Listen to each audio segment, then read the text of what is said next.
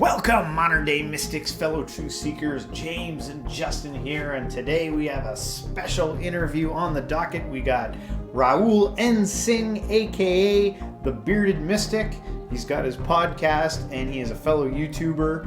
I'm excited to get in this one. He seems to focus and delve into like the Bhagavad Gita, the Upanishads. He's really into Hindu philosophy, Advaita Vedanta. So I'm sure there's going to be lots to learn here. So without further ado, let's get into it.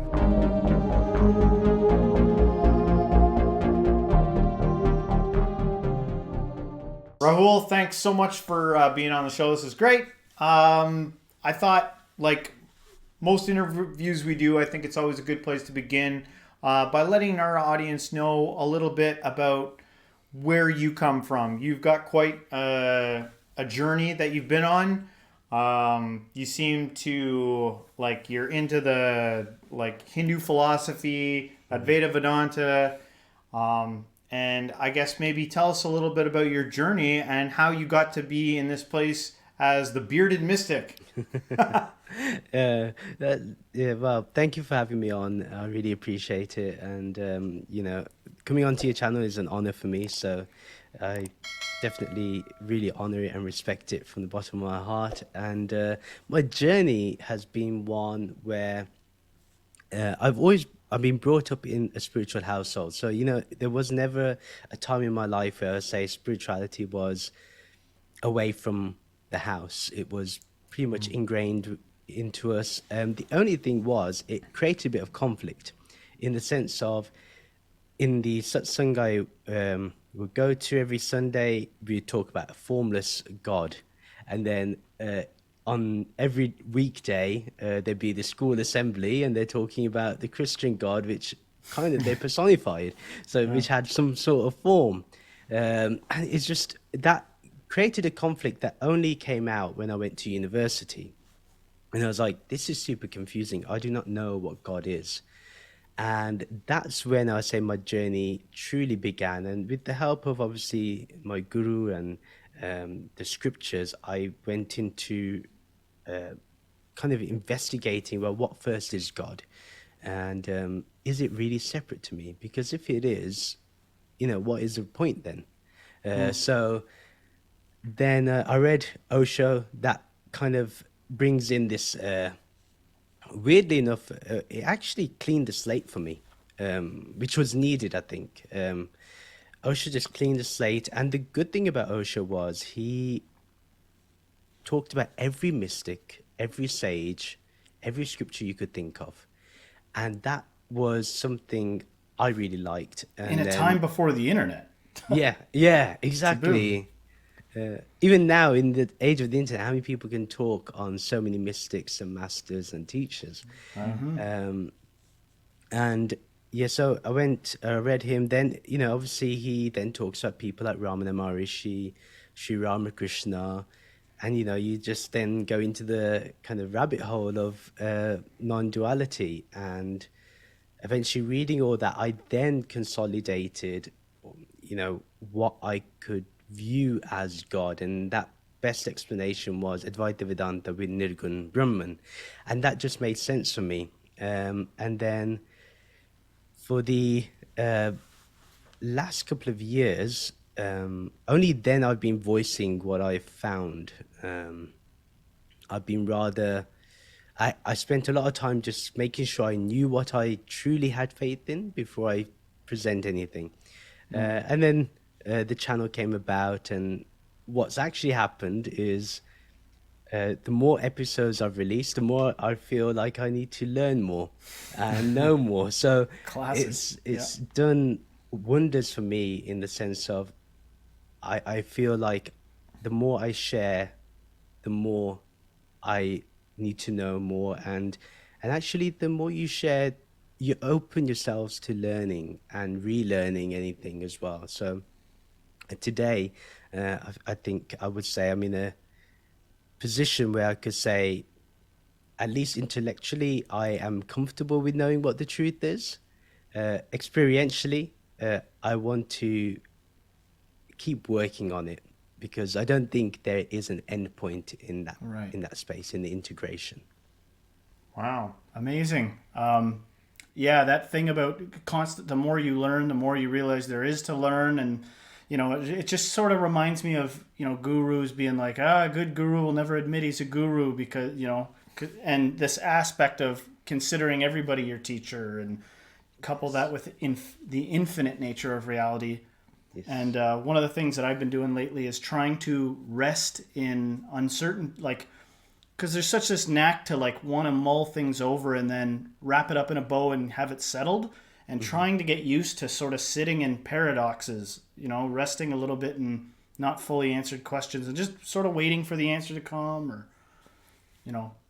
not being arrogant about thinking about certainty, essentially, Yeah. Well, it's humbling, like as a fellow YouTuber, and you're putting yourself out there online, sharing a piece of yourself. It can be intimidating because there's always someone who has who might know a little bit more about some aspect of this than you, and they're always ready there to like throw their thing at you. So like I don't know about you, but I try to approach it at from a place of like I'm coming here to learn, and I can be wrong.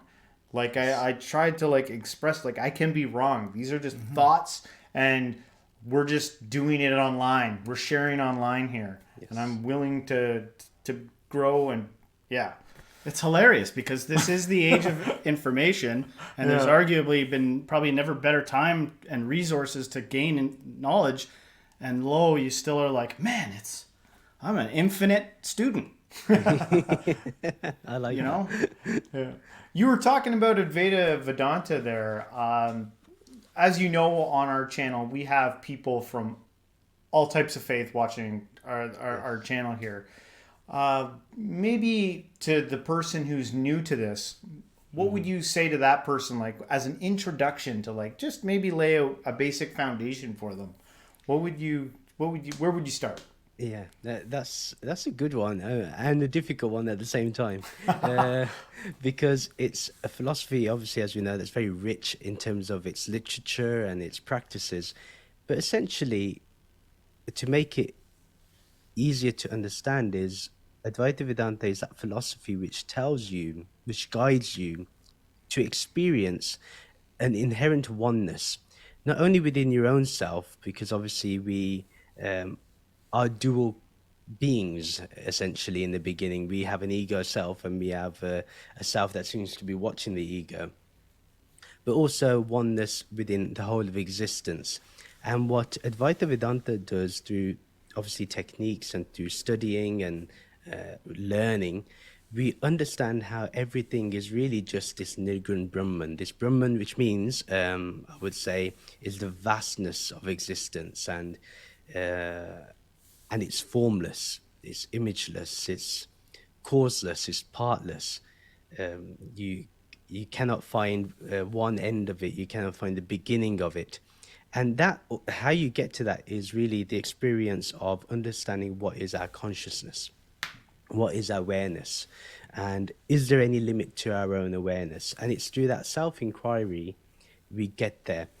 The only thing I will say that can happen as a trap with Advaita Vedanta is that without a proper guru, without a proper teacher, or without being a student, in fact, we can get into this kind of gameplay of, well, once I get to realization or I have some little awakening experience, oh, there's no need for meditation, there's no need for, there's no awareness, there's no consciousness. And we get into this no game and what is today called Neo-Advaita. I was just about to ask you about that because I keep hearing about this Neo thing. Yeah. Like, what is this? Yeah, so you can get into that, oh, there's no need for a teacher, there's no student here, what are you talking about? And it's like, well, all these people have YouTube channels. I'm like, if there's nothing to teach, nothing to learn, then why do you have a YouTube channel? If it's fundamentally flawed. So that's why I think it's essential to have a teacher on that front. And also, I have noticed in the most recently is that people follow non-duality or Advaita Vedanta, and then they go towards duality again. And again, I think that's because they haven't had a teacher, or they haven't really understood the scripture. When I say a teacher, I don't mean you have to be initiate within the teacher or anything like that, but like actually have someone to learn from, and Yeah. and you don't have to have one; you can have many. Well, sorry. Yes. So I'm sorry. I was just thinking, if part of this is non-duality and the oneness of everything, it's like, are there gurus? Yeah. Well, then there probably should be gurus. You know what I mean? Or like they probably serve some purpose, and I wonder what that is. Why don't you go investigate? And then there's like value in there, and of course, everything makes sense. Yes. Which would be an acceptance role. That would be like the approach of accepting rather than resisting and thinking something ought to be corrected. Seems like. Yes. And I think what happens is when people, when they go towards from non-duality back to duality, I think duality is more enticing. In fact, it's easier for me to have a God to believe in. It's a lot easier to think everyone is separate to me. Yeah. Because, in fact, from the moment we are born, we are fed this ego. So it just makes sense. So when the non-dual teacher comes along, or the non-dual teachings, it's like, well, it's pretty obvious there's only oneness, but to be honest, it's not what is presenting in my day-to-day life. Right. And true Advaita Vedanta is where you see the integration. So you understand that this is all transactional, this reality, this relative reality, but we know the ultimate in the background, and we're comfortable with that. And that little switch that needs to happen, that you could call that grace, you could call that true understanding or an awakening or whatever, but it takes it takes a long time. A lot of people just think by doing one 7-day retreat they're gonna be truly enlightened, and maybe they do have a nice experience, I'm not doubting that, but it's not everlasting. It's not something they can keep building upon and compounding in that sense. It's like an aspect of just keeping it real, keeping it real. It's like, listen, man, do you or do you not have a job? Do you not, like have a spouse that you argue with sometimes? So with the role of these teachers and these gurus, do you think it is evolving with the rise of technology and the way that the message is presented? Yes, well, it can be in two ways. One, you can have more of the performance, and I think I've seen some teachers that have, in the rise of the internet and as they've got more followers on YouTube or social media, I've seen them become more performative and more about entertainment, and they know how to get the views and and all that stuff. And then you have the other side where you have teachers which are aware of the landscape that's on the internet. They're aware of it, and they utilize it for their advantage. Like they'll have ask Q&As, and even though you would not have that in a typical ashram normally, but now you have that. You'll find that they put their classes online. That never happened before. Although they won't be reading probably the comments section, probably a good thing actually for one's mental health. But there is that change that's happened, and I think it's positive. And yes, the messages has changed in the sense of a good teacher, a good guru will know they can evolve, and their views can evolve, and they can be comfortable with that.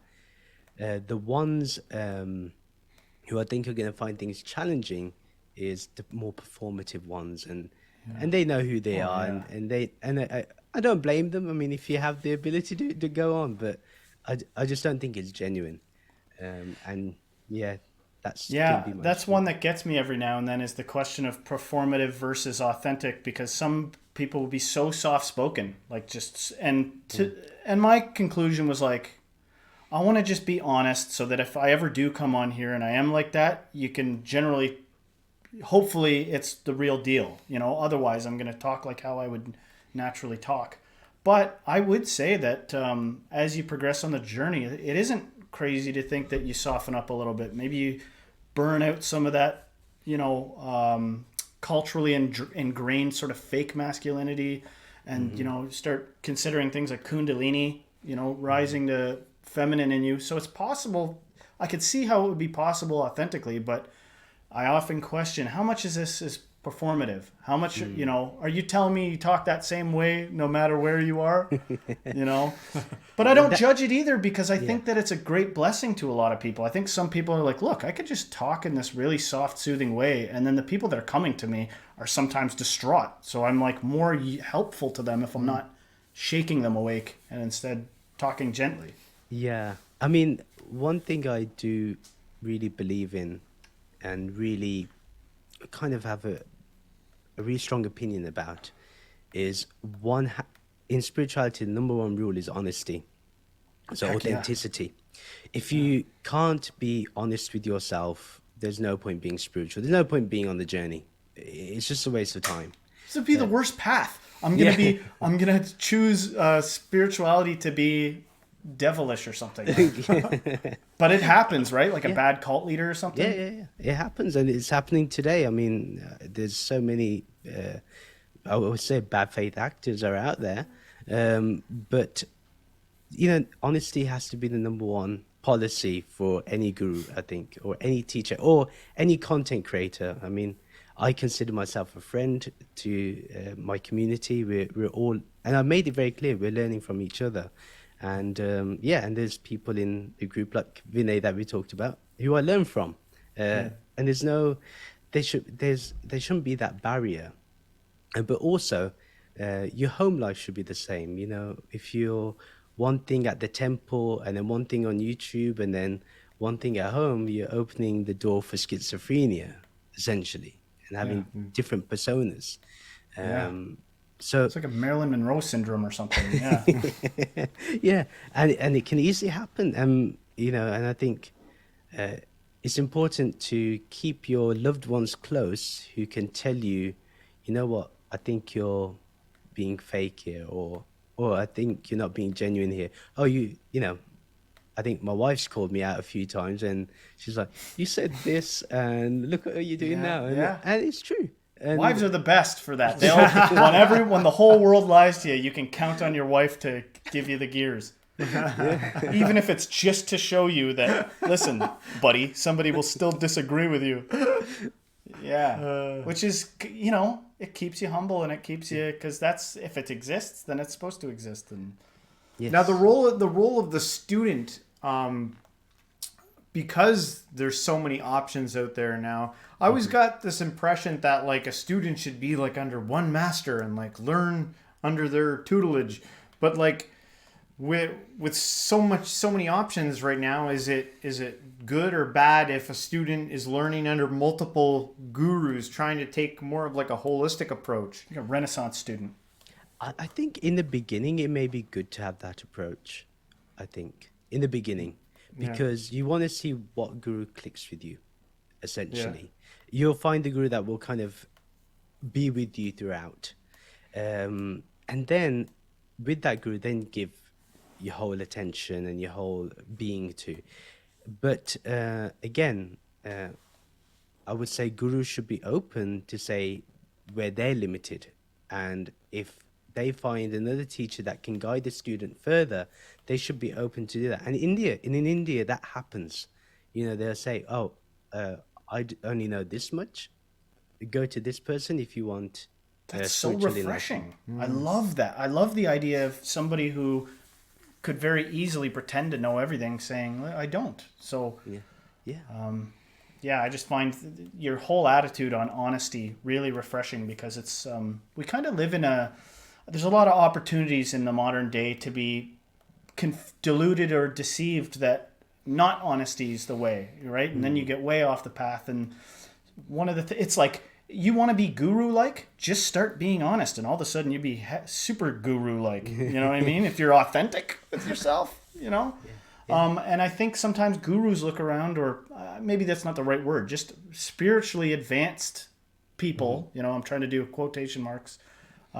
Sometimes I think they look around and they go, listen, I just can't be bothered to do all the nonsense you guys are doing. Like, so much effort put into your vanity and your lies and all this stuff. Where do you get the energy? I just want to be honest and simplify, and then behold, spirituality starts to emerge. And also, just to make a point, even seekers need to grow up a little in the sense of they can't expect a guru to be a certain way. I mean, that's also, when I say a certain way, their personality needs to be something. Obviously, if they're doing something bad and against the law, that's different. I'm not talking about that. I'm just talking about, some people think, well, a guru should be soft-spoken. Right. They should speak really slow and be chanting Om all the time. Right. It's Those cringy if it's put on. If it's real, it's dynamite. If it's a fake persona, that never works. Yeah. I mean, I wish I was a little less frantic at times. Sometimes I gotta calm myself down, but because I think that there is a value in genuinely being calm. But like you said, if it's a magic show, if this is like an act you take on the road, how is that sustainable? Your real self's gonna confront that one day. Yes. You might be caught in some scandal. Yeah, and it's not sustainable. One thing I've always said, that a guru always will stand the test of time, and you'll find that their behavior is consistent. You will not see a change in the true sense. But yeah, it's really up to. But again, I think it's up to the disciple. I think something Osho said. I think someone wanted to leave Satya Sai Baba, the Sai Baba with the afro. Want to leave him to go to Osho, and Osho said, "Don't come to me. I'm not going to allow you to take sannyas." And the reason is because you're a fake disciple. You're saying he's fake. He's a fake guru. He's probably the true one for you. And you can't even spot me who's faking it. And he said tomorrow you're going to say I'm fake. Yeah, because you said he was fake. Right. So, and I think that was this was like, I think in the first Pune 1, the first stage of Osho's kind of when he was a guru. And I think that was a spot on answer. Like, how true are you as a disciple? How authentic am I? Am I truly willing to give my all to my guru's teachings? Not the persona of the guru. Again, a lot of people follow the persona. Oh, that guru makes me laugh. And? Yeah. Yeah. Ricky Gervais makes me laugh, but, I'm not going to accept him as my guru. You know what I mean? We have to be very real in that. So, yeah, it's, is that teaching really creating something within you to wake up, to become more aware, to become more of the observer, to bring up devotion in your life and bhakti and those things? Is it allowing you to see the divine in everyone, or are you still thinking you're holier than thou? Those are the things that a true relationship with the guru should create. And I can say that from my own life, that's what it did. It created that level of, you have to be authentic, otherwise why are you being a devotee for? Why do you claim to be a devotee? And I always say a good devotee will always make a good teacher in some sort of way, a good preacher or a good guru after or whatever. Because you have to learn humility first too. Yes.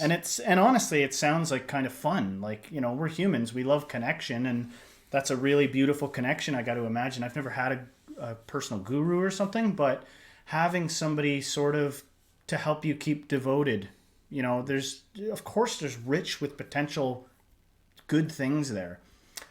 Do you ever, in this journey, do you ever get like sort of the odd sense that there's something to get the hang of? Like you're especially in the earlier stages, I guess, where it's like you get a glimpse of something, and then you're sometimes, you ever had the feeling like that? Like there's something to be, not a handle on, but almost like a coming and going sort of awareness to things that is, I guess in a nutshell, the oscillation of your consciousness, like oscillating from I'm really unconscious today to I'm a little more conscious of what's going on here. Does that make any sense? No, that does make sense. That does make sense in the sense of, in the beginning there is that that kind of oscillating feeling. Today I wasn't aware. and then you then have to catch yourself up. What is saying one wasn't aware? Yeah, you did then do that inquiry. Yeah. And what happens is, the great thing about Advaita Vedanta is what people don't teach a lot or talk about a lot is you have to address your vasanas, your predispositions that you have, your habits, the things you always fall back to. Like, for example, whether it makes you angry or the desires that pull you back again, those tendencies that one has. Those will occur and those will continue to occur. I don't think they ever stop. Even if they're latent, they're still there. Even if you're a master guru? Yeah, I think Interesting. I think it can always arise. And that's unless you go to where someone is a Jivan Mukta, then I would say, liberated while alive, then I would say the completely enlightened one, yes. I think they've transcended, which is the true sense of being enlightened. But otherwise, working on the vasanas will always be there, or working on, and the ego self is it can easily catch on. It can easily make spirituality into a new identity and a new label to hang on to. So with what I found with non-duality especially is, you have to keep going back to awareness, and you have to keep going back to that understanding of what is aware of the mind, what is aware of the senses, what is aware of my thoughts, my emotions. And you have to keep going back to that awareness. Okay, a vasana or a tendency has arisen in me. Let me go back and be aware. Is that tendency actually doing me any good? Can I actually turn that into karma yoga and convert that energy into something more positive? If I have, I always use this example, if I have that desire for a chocolate cake, well, that slice of chocolate cake is going to give me joy, but probably years down the line, it's probably not going to. Or a whole cake is not going to do, a second slice is not going to be good. And what's going on inside that I'm struggling so much with this chocolate cake issue? What do I got to let go of? Yeah, what is it really looking into? So we have to be on that really honest investigation, but at the same time, what I have found with Advaita, the way I've interpreted it, obviously people may have different ways, is a lot of people go towards the more formless emptiness aspect. But what I go with is, yes, there's a formless, but you know what? The formless is manifested everywhere. And I see everything as divine. I see everything as beautiful and sacred. So in that sense, when I talk about that, I'm talking about a really high level. I'm not, obviously, there's nuances when you go, for example, if someone's doing something horrible, that's someone's doing something horrible. You can't see divinity in that. Then you have to kind of, in the transactional world, do something. But in reality, when you go back to awareness, I like to see that awareness, pervading everything. And therefore, it allows me to transcend that ego self, that limited self, and resting in that kind of vast awareness is what it's all about. What you're talking about is some really beautiful stuff, and I'm just trying to think of like your everyday average Joe. How do we kind of reconcile, like the practical challenges of daily life, with this philosophy and what you're talking about? And again, I'm speaking for me too, man. It's challenging, man. Yes. Like, I'll step out of here and I'll go back to work and I'll be back in the grind again, man. Yeah. Yes. And it's like, it's extremely challenging. What are some tools maybe that could help us get us farther down the line a little quicker? Yeah. No, very good question. And so one is very simply, there's satsang, keeping the company of the true ones. So whether that's scriptures, guru, like-minded spiritual people, talking to them, asking them questions, or just talking about the divine. No need to ask questions, just, have a nice exploration of that a formless one together. That is very important. Because what happens there, it just naturally gets deeper. Whatever you think about more, talk about more, naturally will start, being part of your daily life. Two is Karma Yoga, which is obviously serving others. Like, for example, I have a little boy, he's 6 months today. And, Congratulations. thank you, thank you. Cleaning his diapers, as I just did before this call, is totally, I can't get anything in return for that. And that's beautiful. I can just serve, um, serving my wife coffee every morning. That's, I'm not going to get anything back, but I'm seeing her as the divine and I'm serving the divine. And the same thing in everything, like at work even, see your manager as divine. And sometimes that can actually help the relationship sometimes, when you have conflict, which will happen. And just, when you go back and say, you know what, they're also an aspect of the divine. So I don't need to go too hard on this, or I don't have to be too negative about this. I should look for a solution, the right solution to do. Use my vivek in that sense, the discernment between what's best and what is not best. And then obviously meditation or mindfulness, just going, like I said, going back to awareness and resting in that. Now, someone may turn around and say, well, I'm at work, I'm looking at several spreadsheets. How am I going to think about awareness? You're not going to think about awareness. You're not going to think about divinity, but you can take a pause to think about divinity. You can take a minute to say, you know what, I'm just going to spend some time now and just pray or meditate, whatever one is comfortable doing. And I'm just going to do that, or I'm just going to read one page of the Bhagavad Gita or the Upanishads. It doesn't have to be something crazy. So just being mindfulness, having awareness, and just going back to it in your day-to-day life without... the main point is to go to a place without conflict. So there shouldn't be like there's me and the activities I do. There should be just this seamless oneness that occurs, that, okay, it's just the same one doing everything.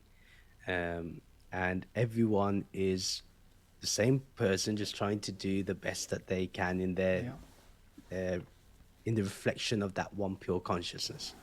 And I think we become more compassionate that way also, if we see everyone as an aspect of the divine. If there's hatred on any ground, if you look back, we're entertaining duality in some shape or form. So again, the honesty to investigate when we have those pitfalls. I was just going to say that. I'm so glad you opened with the, specifying and going hard into the importance of honesty, because I think a lot of those situations, like speckled in what you said there, was surrounding yourself with the good types of things and having discernment. And I think that these are byproducts of the more honest you get. It's like the life starts to filter everything out, because I got to imagine there's somebody that's just frustrated and like, but I work in a mechanic's shop and everybody, first thing they do when I get in there is like throw a naked lady in front of my face and pass me a beer. And like, it's all unconscious. Like, what am I supposed to do? Not that I'm not saying anything against that. I'm just saying that I think if you're after the higher values and after having the time carved out to be able to return to awareness, one of the things that's going to be a huge assist with that is being honest, because things filter themselves out when you're honest. The people that are lost in samsara or whatever it is, they're going to not want to be around somebody that's aligning with the truth. Yes, that is very true. Again, to get out of that kind of framework for that person is not easy. It's scary. It takes some bravery even. Yes. I mean, to be spiritual is to be courageous, for sure. Courageous in the sense of you have to acknowledge that you're not everything. Well, you essentially are everything at the end, but in the beginning, you have to accept that you're not everything. So the component of trust seems to be maybe I'm identifying that wrong, but as you were talking, I was saying it seems like there's at least some element of trusting God. You know, like I'm going to do all these things. I'm going to do my devotion. I'm going to try to align myself with the truth and trust that as things unfold going forward, that it's towards the right thing. If you're going to be dual, if you're going to separate yourself from God, then you got to have some trust that they know what they're doing. Yes, yes. And in fact, I found more peace in knowing that if you say everything happens according to uh, nature or God, I think it also allows you to be, again, more broad-minded with other people, especially, again, like if you're that mechanic. It can, if you, let me see how to word this. Basically, it just allows you to take away any limiting factor you put on somebody or how you view them. Yeah. You see their actions in a broader way that, okay, for example, that mechanic, he has no choice, but he is where he is. I immediately regret using that as an example because I don't want to. I certainly not judging mechanics. It's an honorable career choice, but also if you're keeping in mind the divinity and everything, I honestly think it could be helpful to like relinquish that tight egoic grip on life, is to go, if I'm seeing it, and then it's God ordained. Like if I'm encountering this, what is just the truth of what's going on here? Rather than judging it and trying to separate from it. And you see, where the conflict will occur here is, without going too deep maybe into it, but the whole aspect of free will and God's will. I hear many people say, oh, it's God's plan, but yet you're going to be damned for your choices that you make. Well, isn't that God's plan, the choices you make? Logically, it makes no sense that you say this. So I'm more of everything is determined. Everything's more or less predetermined. There is the illusion of choice, obviously. At the end of the day, if there's a selection of ice cream in front of me, I know which one I'm going to go for, but I may pretend to think about which one I want. Or I often say, like, to explain this point, I say you do have like a menu of choices to make according to the situation that you are in. All the decisions of your life have led you to this. Every decisions of others has also led you to this. The actions of others, your own actions, your own thoughts, their thoughts, all of this is interconnected. Yeah. And therefore, so when I think it's more easy to say it's God's will, and when you do that, when you bring it to the higher self, then you know what, you kind of accept things a bit easier. I think when you kind of say, oh, I'm burdened with my own choices, I think that opens the door for a lot of mental health issues. Yeah. And cruelty too. I don't think our justice system is kind of it caters for people properly in that sense. So, I think that's my view on that. But I hope I answered the question. Well, it even in some way, it helps you be humble again, and it helps you. What could I say? Like anything that I think leads you to the opposite of evil or arrogance or blindness or unconsciousness, that's the diametric opposite. So if it's leading you towards consciousness and compassion and care for others, and if the way you get there is by looking at other people and having the ability to see the interconnectedness of things, states change, and I have been in states where I feel like it's a lot clearer to me. Of course, it's all of exactly connected, meaning this should humble you, because say I have some sort of an awakening or an epiphany, then I go, yeah, but I didn't do anything. I just so happened to be born where I was, got the teachings I did. What can I do to be of service then? You know what I mean? And not in some pretentious, like fake puffing yourself up in a delusion way, like the real deal of all of a sudden realizing it's all working together. So, which kind of opens up a question I wrote down. I didn't even know if I was going to ask it. I kind of wrote it down as a bonus question. But given what you've said, What do you hope the ultimate is? Like, what do you hope God is up to in the end? If there is an end, or, if it's all just to get even to the present moment, could you articulate that at all? What your sort of hopes of where this is all going is? Yes. See, the beautiful thing about Advaita Vedanta or non-duality, or most the spiritual traditions that believe in this, is the whole aspect of being free while you're alive, liberated while you're alive, Jivan Mukti. And to me, Jivan Mukti is the state of godliness, or what God is. And the hope is that, yes, what God is, I think, is neutral. I don't mean this as a cop-out answer, but no, I truly mean it's neutral. It's not even, you see, we use the word, it's not something that even observes you, because there's no you for it to observe, because it's all its own self.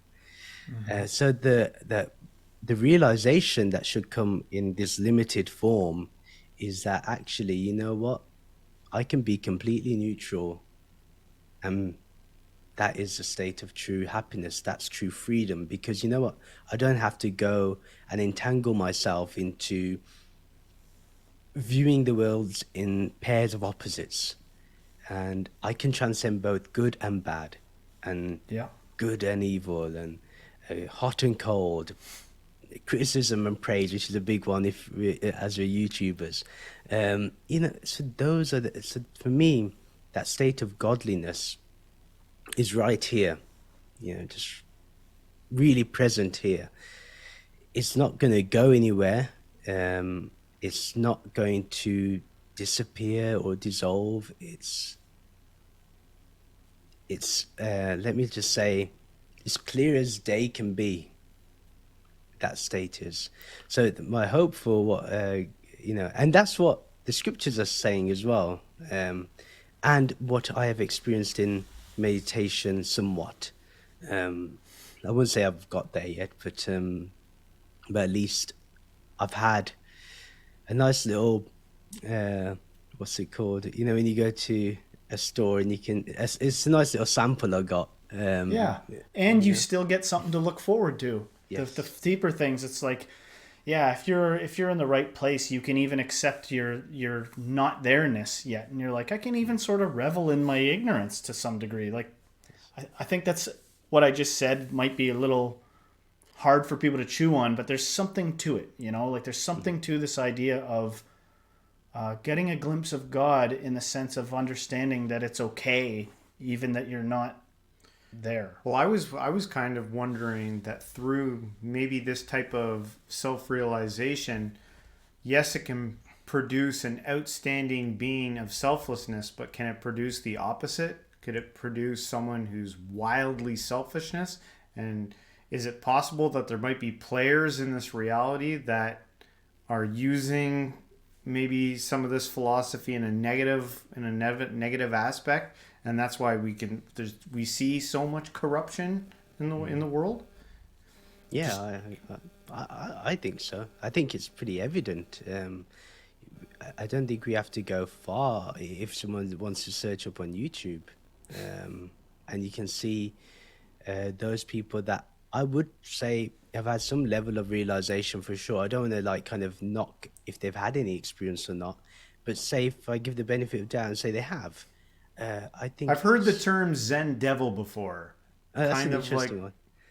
I don't know, But is it it's something like that kind of. It's kind of weird though, because on the way here, sometimes I rant to myself to try out how it would sound later, and so I'll try to piece it together. I was thinking, imagine somebody that's really in hell. You know what I mean? Things are bad and they're struggling around, and all of this is just, makes them freak out. The truth. They're lost in it. They only see all three of us as pretentious and full of it and after something. And I was thinking, if only you could reach into that person and try to communicate to them, try to understand that this is on purpose and it's okay. If you could communicate that, but it's almost like being engaged and possessed by the hell that's influenced you. And it's almost like being in the hell is the thing that makes you just not be able to be in the positive, you know, in the awareness. You're unconscious. So what you need to do is be conscious. And so it's hard for me to even imagine an effective Zen devil, because you'd have to be unconscious. And when you're unconscious, you're lost in samsara or whatever, and you're egoic as hell. So it's like, how would you even get a Zen devil? How would you get somebody that's become aware that they are everything else? It'd be like stabbing yourself with a pin or something. But like, maybe it's just an idea that they're missing one piece of the puzzle that's causing the quirk. Yes. Like you could say, like maybe they get very solipsistic, and it's like, well, it's all me anyway, so I'm just gonna do whatever the heck I want to do. Yeah. You know, like I'm just gonna, you know, whatever.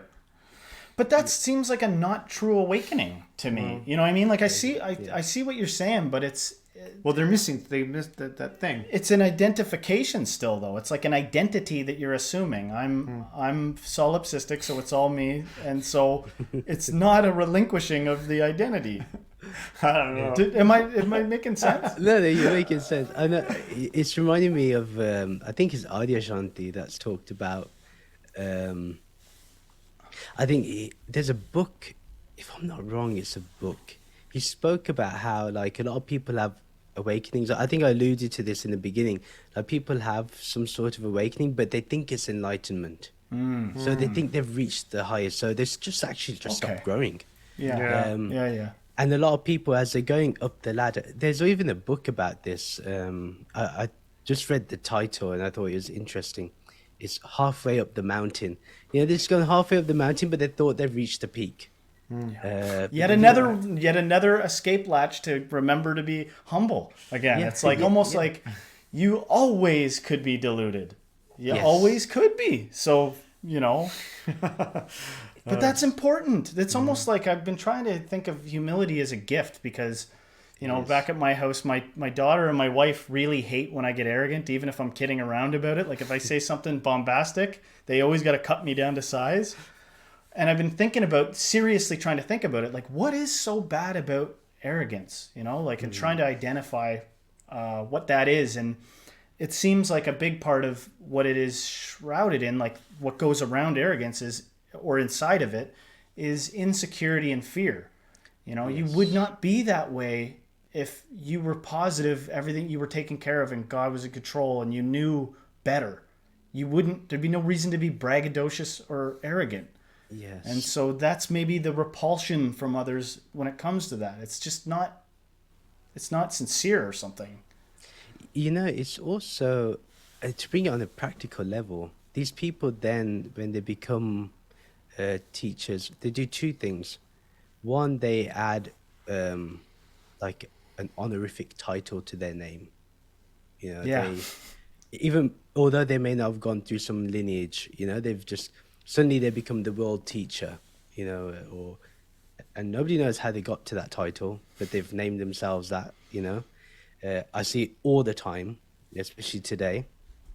And then you have, on the other side, you then have people around you that are yes men or women, yes people. And what happens there is you're never getting checked. You can go wild and people will, because they think you're holy and you are their teacher at the end of the day, they're not going to see your behavior as bad until, you know, again, they come out of that situation and then look back and say, you know, what was that? And that goes along with what you said too, actually, because that you could imagine somebody that's maybe more conscious than a group of people who are even further unconscious, following this guy that's slightly more conscious, but nevertheless, he's given himself titles and, you know, thinking all kinds of stuff. But again, like, I want to be careful not to judge somebody that gives themselves a title, because maybe there's a reason every now and then to be like, from now on, I'll be this. It makes you more believable. Yeah, it's good for business, man. Like, stop questioning whether or not I'm actually this gentle. I agree. Yeah. It is good for business. Yeah. You do a lot of teachings and stuff from the Bhagavad Gita, and we can't have you on here without talking a bit about this because we're learning. Well, I don't know. We just did a 3-part series on it. The last one will be airing this week. But from the Bhagavad Gita, because you've studied it so much, I was curious.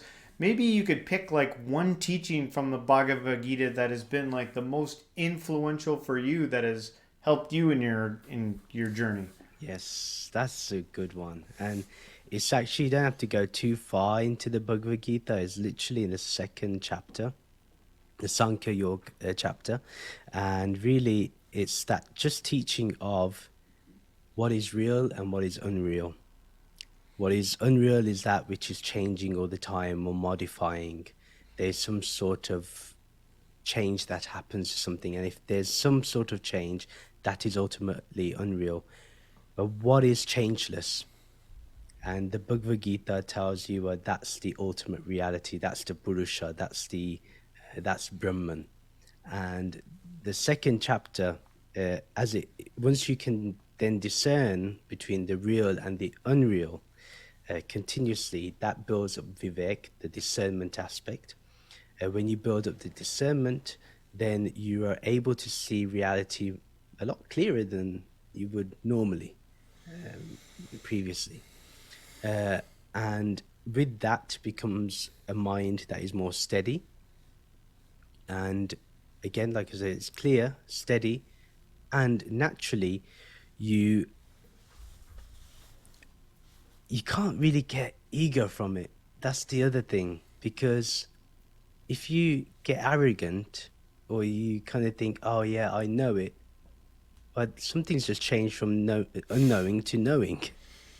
Yeah. So it just really brings that home for me. And obviously when he explains the Purusha, it's unmanifest, so it doesn't have a form. And I can go with that. It's nirguna, it has no attributes. And yeah, that is the ultimate teaching for me. I think it's defined the way I view spirituality today, that one teaching. And obviously that means that what is real is the one thing to be devoted to and have loving devotion towards. I find devotion to be a very important part in spirituality. And obviously the Bhagavad Gita is very big on it. Although today I think some people try to stay away from devotion in the Advaita Vedanta circles. They like to be more intellect focused and more chasing the knowledge. But actually the devotional aspect is so beautiful as well. Like, oh yeah, I want to be devoted to the path of knowing what is real and being aware of the real and becoming the real, in my day-to-day life. That's what I want to be devoted to. So yeah, and because of that, it takes you out of the other one in chapter, I think it's in chapter 2 as well, is the whole fact that when, although this will be another teaching, but it's brilliant. Well, that's fine. Is when Sri Krishna says to Arjun, well, all these people are dead anyway.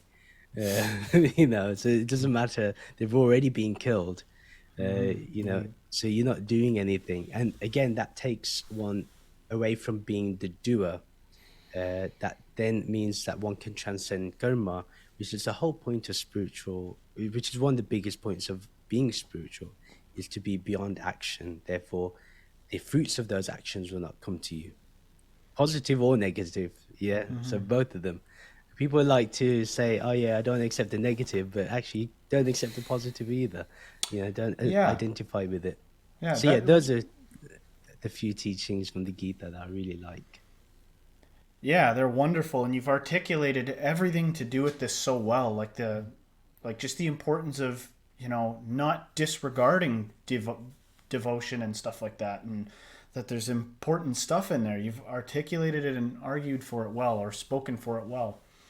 And one of the things that just kind of came to mind when you were speaking about it, and it's like it's not the changing thing. That's what's not real, is what's changing. So what's real then? And my brain was like, nothing. Nothing's not changing. And so is that the answer? But that's a thing again, so that can't be the answer, right? Well, see, if we go down to the nothing aspect, then we're going towards what the Buddhists called shunya, the void. You know, and that's somewhat true. But again, yes, that shunya, that void, it actually has no content. Like, for example, what you're trying to describe is there is no content in the changeless. Yeah. There's no form, there's no image, there's no color. No Yeah, quality. nothing. No quality. Nothing can be added to it. Nothing can be taken away from it. And I guess that can also open the door for one feeling like, oh, there's nothing to life. Then, that can open it. But it does the opposite for me, in the sense of it makes me realize, well, actually, if everything is this no-thingness, this contentless consciousness, at least we're all alive temporarily. This and is a able to miracle enjoy then. it. Yeah. And this changing phenomena is there for us to enjoy. So there's no need for me to totally become monk-like with it. I can actually enjoy it and understand that the real aspect of me and everything else is changeless. Just relinquish the expectation. You know, if you're like, okay, if it's, instead of becoming nihilistic, I go, wow, it all comes from nothing. It is nothing. It's like nothing. But nevertheless, this strong illusion of everything, all I got to do is relinquish control over it and my grasp on it. And now it is beautiful. Yes. Or my expectation of how it should play out or something. Yes, and what I will say, what Advaita Vedanta does, and non-duality, and real spirituality, takes us back to Sat Chit Ananda, which I'm sure you've heard of. Sat meaning existence, Chit consciousness, and Ananda bliss. So what happens is once you realize this true self, and you have that self-realization, and you understand that, yes, you're formless awareness, you're formless consciousness, you are infinite and eternal and everything else. But then you see this in existence too. So you see that all around you. So you see divinity in everything. And then at the same time, because of that, you rest in peacefulness, in blissfulness. So, you know, what happens there is that nothingness is no longer nothingness in that sense. It has meaning. And the meaning is just... And meaning peaceful. everywhere. Yeah. Rich with meaning in every fiber and stick. Yes. Now, where does the rubber meet the... Let's get down to brass tacks here. Because one of the things about everything we just discussed is I like that you can do it sober. I like that all that can be kind of thought of and contemplated without external things. So I wanted to talk about... Because every now... It's one thing to discuss the philosophical nature and sort of get in touch with that and get some peace from those, you know, realizations and everything like that. But every now and then I'll encounter somebody that has, you know, played with their consciousness, you know, through outside means, like psychedelics is what I'm talking about. And they will come back and be like, "Oh, you got no idea, man. You know, sometimes they'll disappear. They'll leave because they're so gone now and they realize they're God." And where is this? And I got a question, you know, like to a normal sane person, you like can't help but think, did they have a breakdown or are they onto something? You know, what do you think of that sort of thing? You know, what do you think of? Well, you didn't got it yet until your answer is, I know there's a God and that I know everything about that, or you know, I've met with God literally or something. Yes. So one, when it comes to these external substances that induce an awakening-like or enlightenment-like feeling or experience, one, they're good gateways, but they're not the be-all and end-all. For that, you have to be sober, frankly. You know, yes, you use those things to kickstart the engine towards spiritual enlightenment. But at the end of the day, the real fuel is spiritual practice while you're sober. I have met many people and I've seen many people who go down this path of spirituality, and then, you know, they be speaking on YouTube claiming the highest heavens, and then tomorrow, arrogant about it. Like, you're all cringy for even trying to understand this. I understand this long time. Like, literally that type attitude. Yeah, absolutely. And then you'll find, oh, the channel's closed down. In fact, one person, she used to claim such non-dual experiences. I did a reaction video to her, and she emailed me asking for me to put that down. I was like, well, what happened to your, oh, there's no one here experience? Obviously, there is someone here then.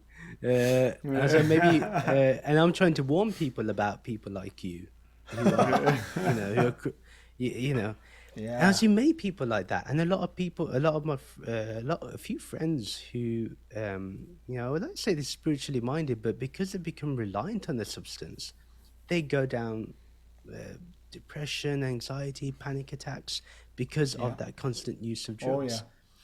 So I do believe one has to be sober. There is no other way. But like I said, I have complete compassion and I will not say to someone not to do. If one person, by taking a psychedelic, comes onto the spiritual path genuinely, then I have no problem with that. Well, also, no one's sober. Yeah, that's true. That's you know what I true. mean? Like, it's like, all I mean is that even if you don't have a severe problem or something, or you're not taking shrooms every week, like, you probably, a lot of people drink coffee, or they're on their phone, they're playing with their own brain chemistry. Yes.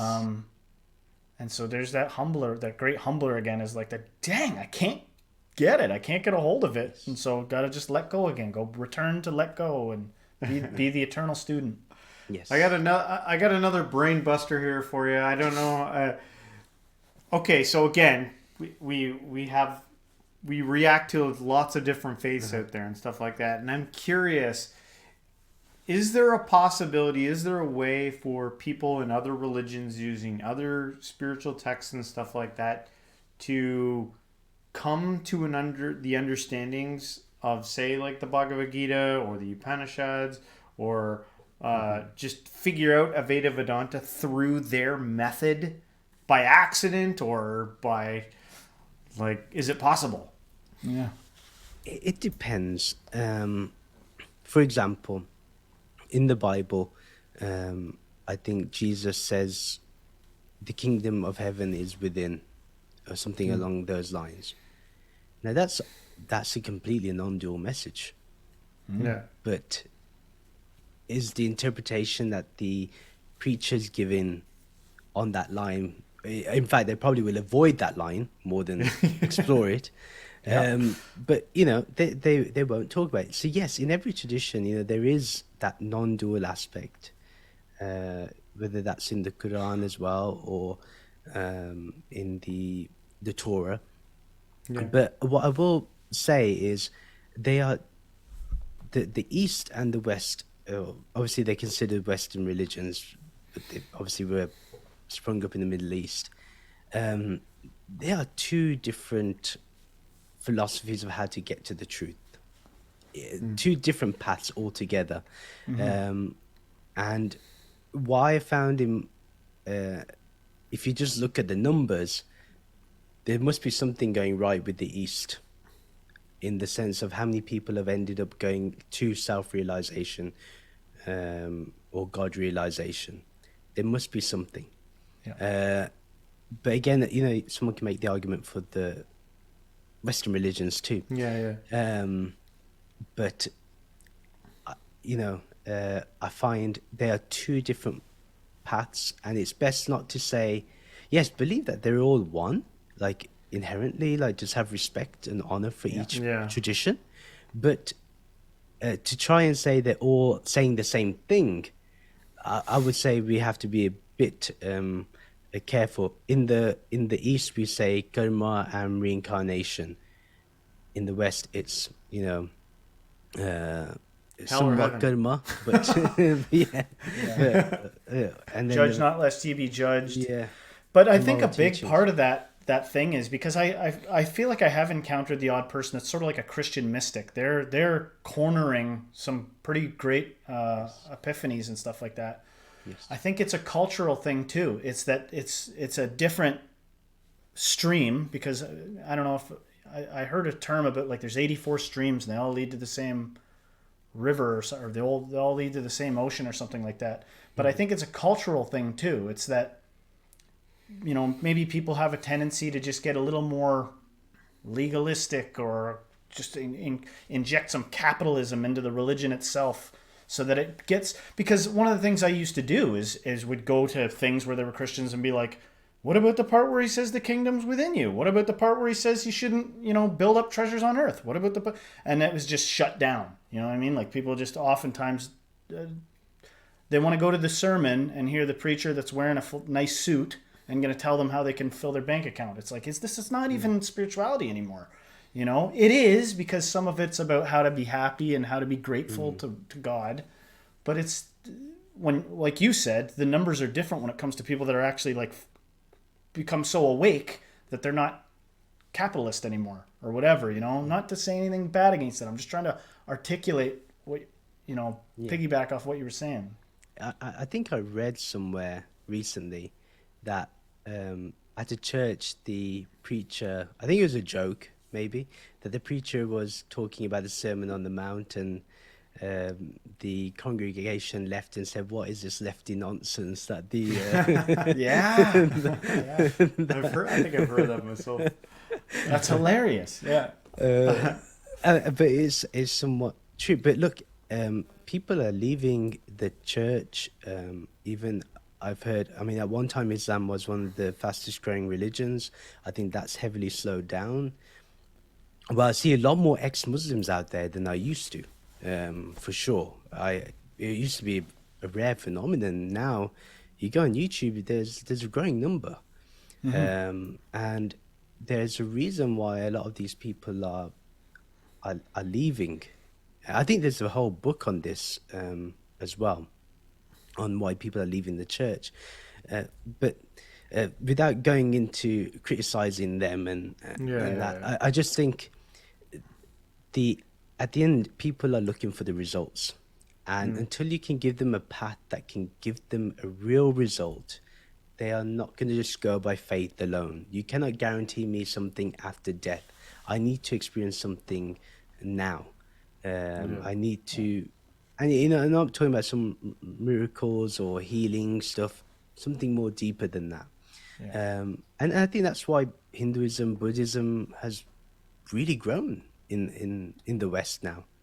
You know, there's a part of me there's a part of me that feels like going to somebody if they, you know, I thought you were saying that the numbers are growing of Muslims. I would have believed that too, but but there's a part of me that wants to say to somebody, whatever they are, Muslim, Catholic, whatever, like, you can find what you're after through that, and I think you acknowledge that. Yes. Too. I mean, there's Meister Eckhart, right? There's Rumi, there's Hafiz. There's so many examples. Yeah. But again, they're kind of, there really are cases of exception. Yeah. You know, they're not the I've rule. read some, like, spiritual gurus say that, like, after you kind of, like, figure this out, go back and be whatever you are in your culture. Go be that in there. Yes. And, Wow. like, which I found super fascinating. I don't know if you guys want to continue on. Yeah, see what you're going to say? Just said because they can then interpret the real teachings that are there. Yeah. So there's a purpose for them to go back.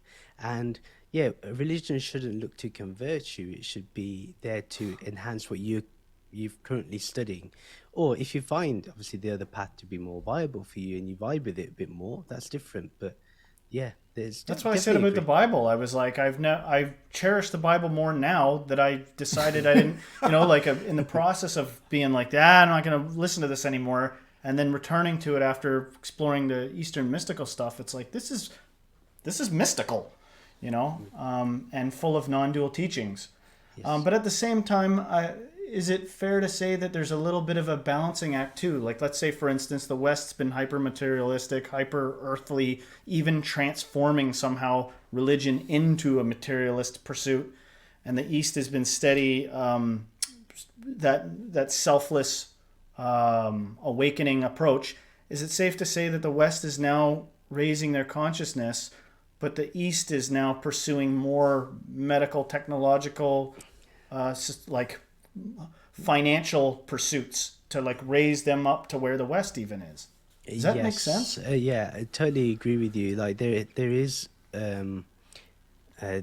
a shift that's happened. Definitely, if I look at India, you'll find the ones with the bigger gatherings are those that can guarantee you that they can make you rich or healthy or more educated. Yeah. And they will have more followers. They'll have grounds filled with swarming with devotees.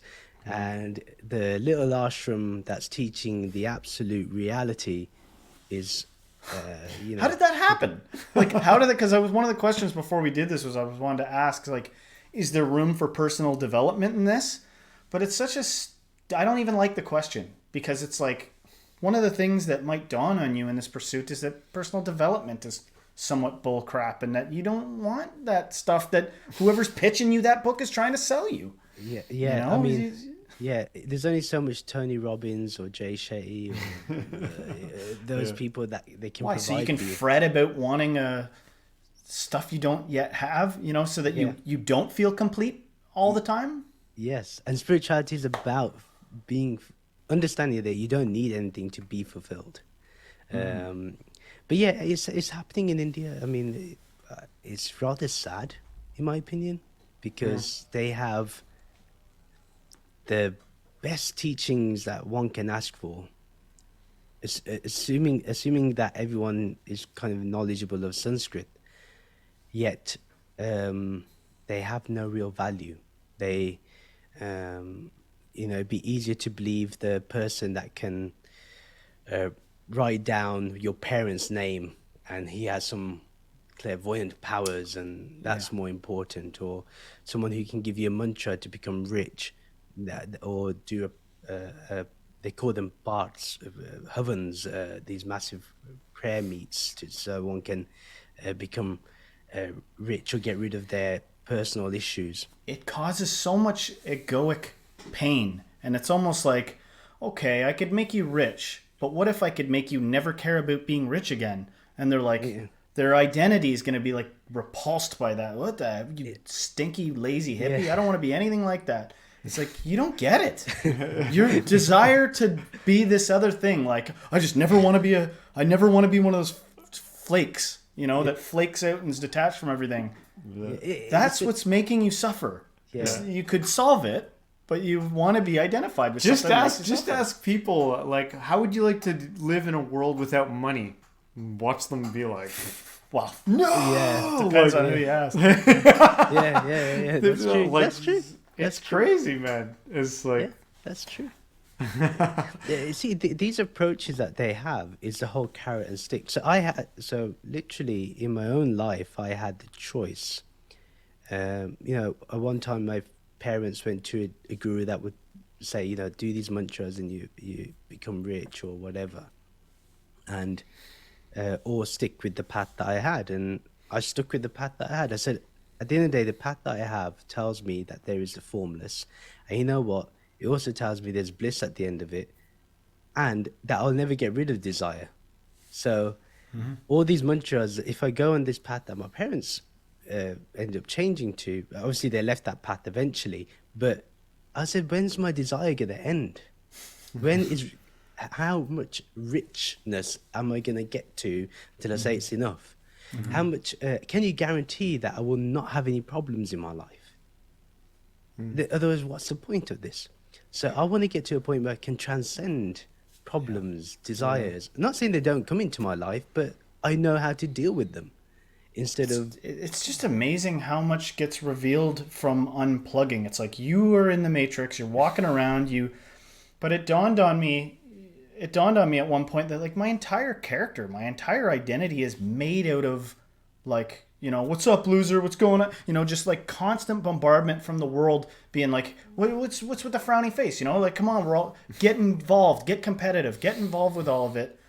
And then you realize that it's nothing but torment being like that. And then when you get a chance, it's like one of the things I often think is people could use a chance in our modern, workaday world, a lot of people could just use a chance to stop. Just stop and get in touch with what's there.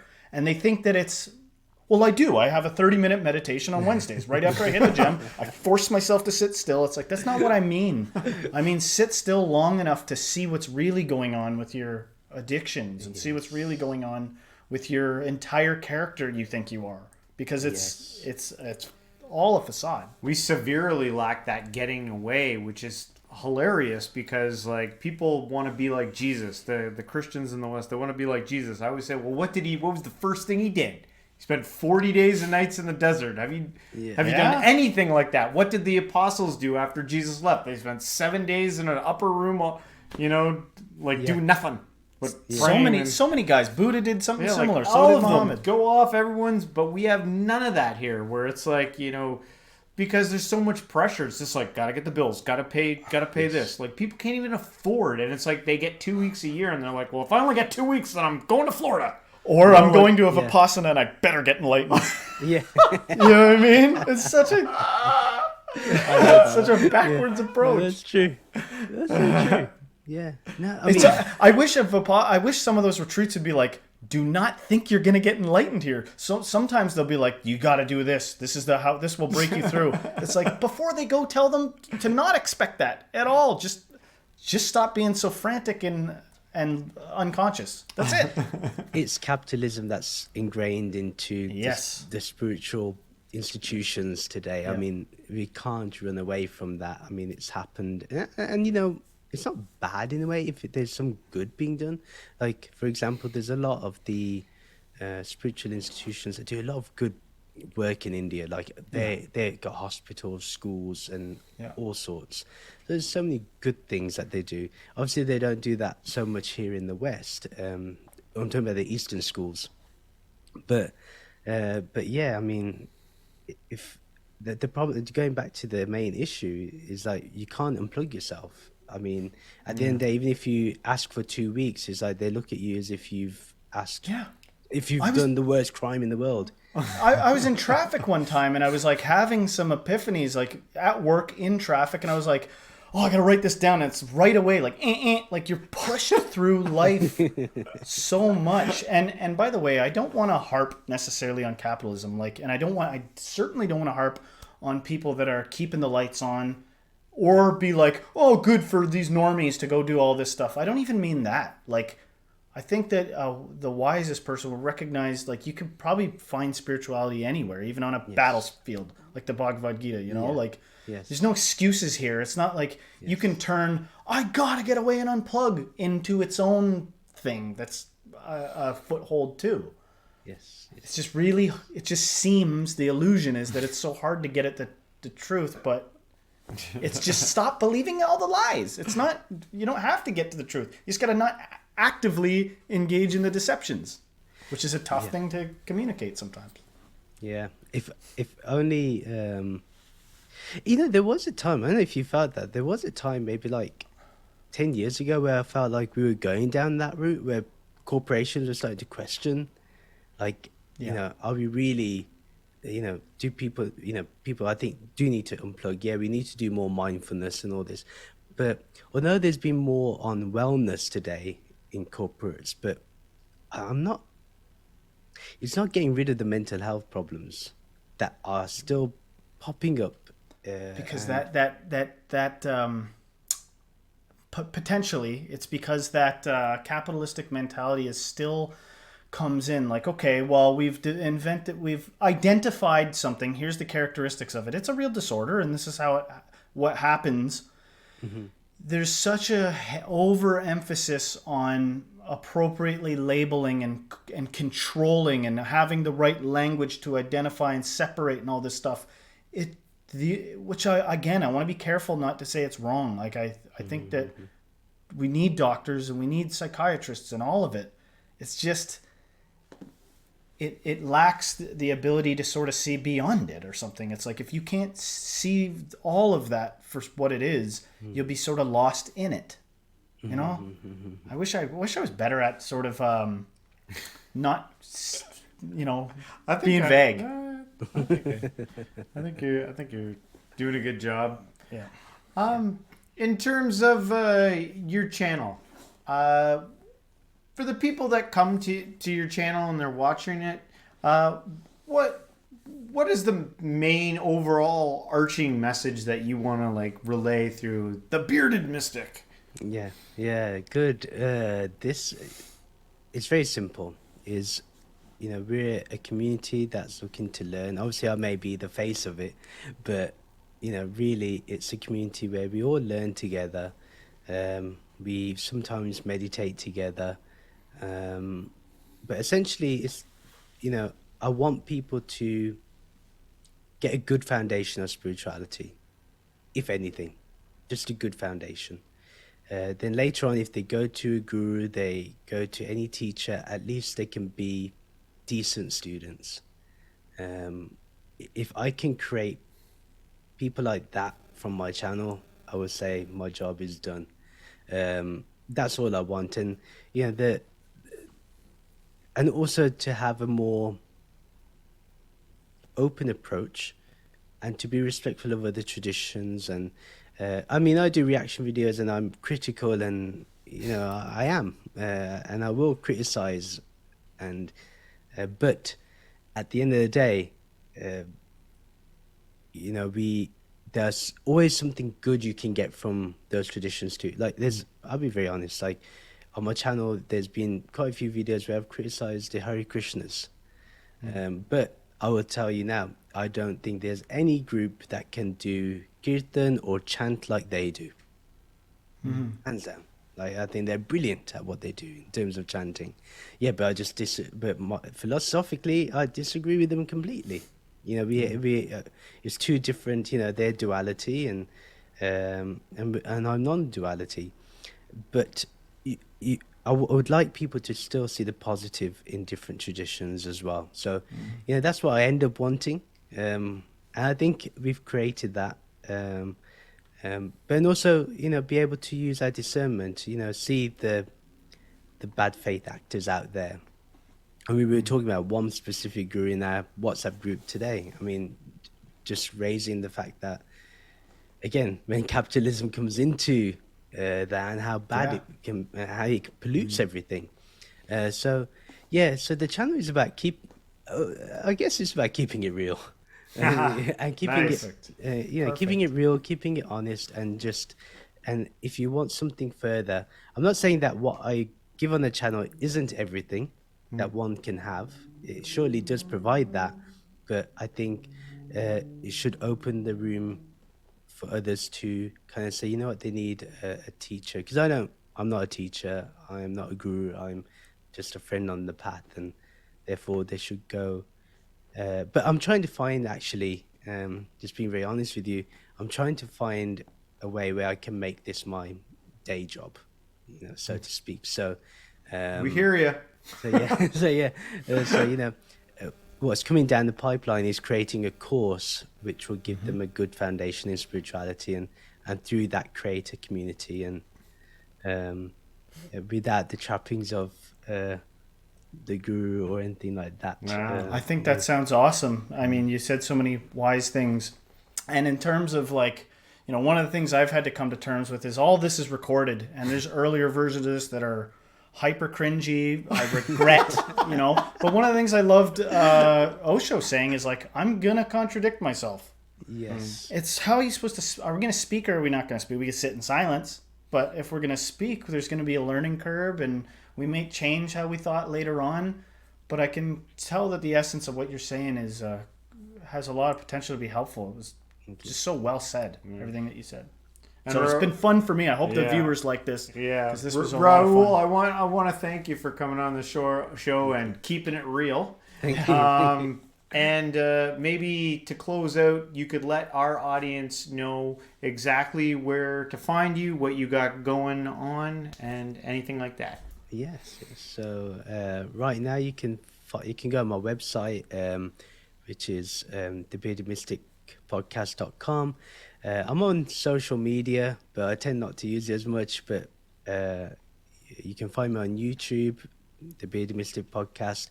Right now I'm on Patreon, but again, I'm going to be going off that. So So obviously things are changing in the channel. That we're going through a nice little reevaluation, and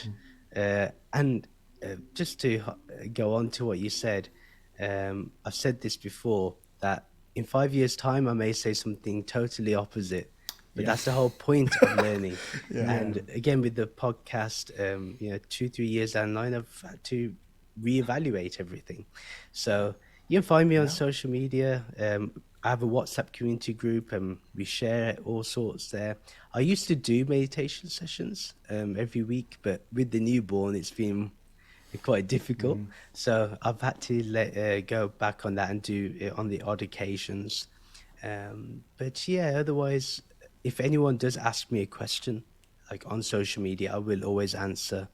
And I'll find the time to at least answer any email or any question that somebody has, because at the end of the day, I don't know what they're going through, and I have to, if they take the time to message me, I should, as long as I've now had the time and capacity, I should.